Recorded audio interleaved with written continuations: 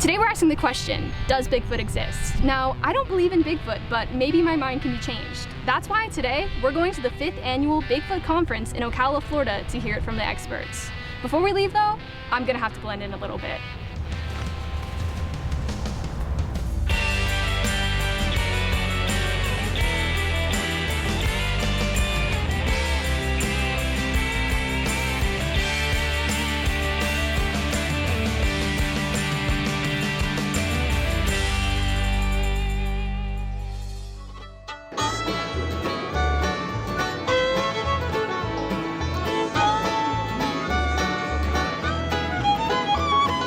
I've been a Bigfoot believer since childhood, pretty much, and I'm also an artist. And people start saying, "Oh, you should make a coloring book."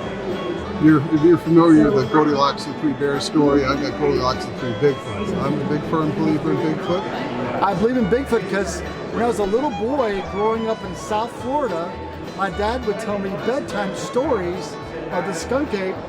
Then he would shut the light off and shut the door. And I was hooked. I believe in Bigfoot after I had a sighting in 2011. After that, I kind of became obsessed with the subject. I wanted to prove it to the world. This right here is kind of full of a bunch of grifters, people that are just trying to milk the community for what it's worth. But the problem is you're learning information from people who haven't had a sighting, who really don't do research. I mean, let's look over there at the row right now. There's one person on that row who actually looks for Bigfoot. The other one's on a television show. The other one's hoping to be on a television show. What are you going to learn from that? New things have come to rise, new revelations after talking to Stacy Bigfoot over there. Are people here because they believe in Bigfoot and care about Bigfoot, or are they just here for their own exposure or personal gain?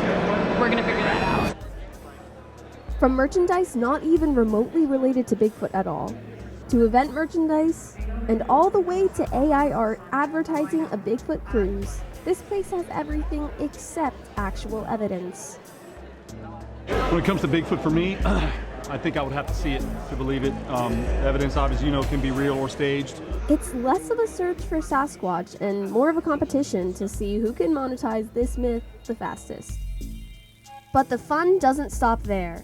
After a conversation with Martin Pippin, one of the event organizers, we learned about a Bigfoot cruise going to, you guessed it, the Bahamas. Because when you think of tracking an elusive forest-dwelling cryptid, tropical beaches are obviously the first place that comes to mind.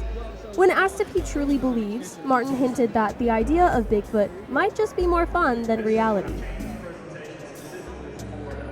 Prove to me Bigfoot doesn't exist, okay? I said, and if you can't do that, which I know you can't, I'm gonna go ahead with the idea that life is more fun thinking he's out there. Even with a few grifters in the mix, not everything here is just for show. Brooke Moreland says the Bigfoot Conference offers something real, a safe space where people can share their stories and feel accepted. I absolutely believe in Bigfoot.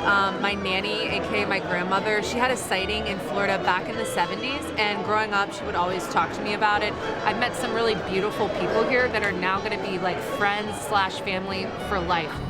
Well, that's a wrap on the 5th annual Bigfoot conference. Did we actually answer the question, does Bigfoot exist today? I'll leave that up to you to decide.